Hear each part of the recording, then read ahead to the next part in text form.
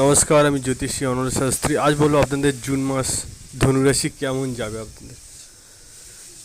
আপনারা সবাই জানেন, নিশ্চয় অবগত, শনি ঢাইয়া চলছে বর্তমানে ধনুরাশি।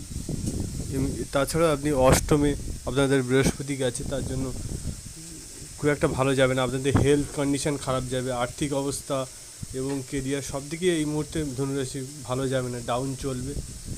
এবং হঠাৎ হঠাৎ চাকরি চলে যাওয়া বা দূরে বদলি, দূরে ট্রান্সফার, এগুলোর যোগ রয়েছে।